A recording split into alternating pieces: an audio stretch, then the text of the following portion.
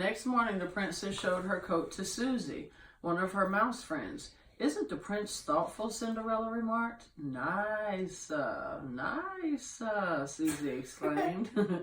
The coat sleeve felt warm and cozy, especially compared to where the mice lived. A few minutes later, Jack and Gus went into Cinderella's room. It had been a chilly night in the attic, and the mice were still shivering. "Cinderella! Cinderella!" Jack called. He knew if he told the princess how cold the attic was, she would do something about it, but she was rushing off to get dressed for a tea party, so she didn't hear her friend. Jack sighed. It was too cold for the mouse to stay in the attic much longer. Cinderella had always been very kind to the mice, and Jack was sure she would want them to be warm, so he and Gus called the rest of the mice down from the attic. They sat in front of a blazing fire in Cinderella's room. Before long, their old paws and tails had warmed up and their teeth stopped chattering. They'd waited there until Cinderella got back.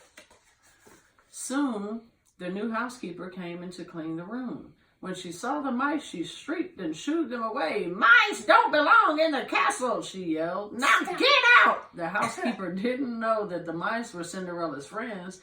She chased them with a broom. The frightened mice had no choice but to scramble back up to the attic.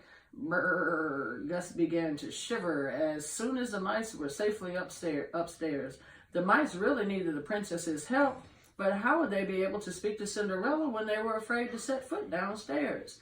Wham! Suddenly, the castle gardener barged through the attic door. Before the mice knew what was happening, he had trapped them. "Now take them outside," he heard the housekeeper say. "Take them far away so they'll never return."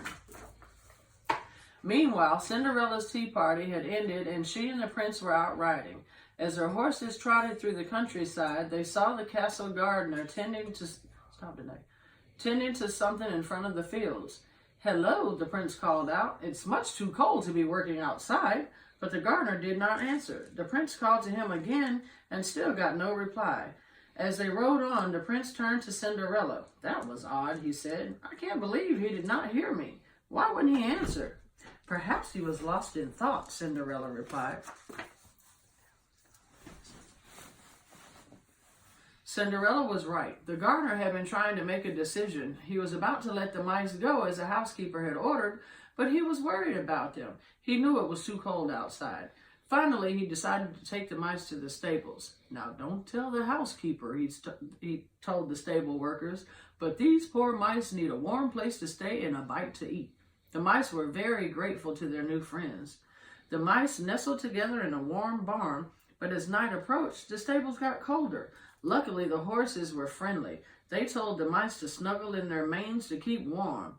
"That's nice," Gus said as he drifted off to sleep. Why does he talk like that? I don't know. Maybe he's Italian. Or maybe he's old. Could be.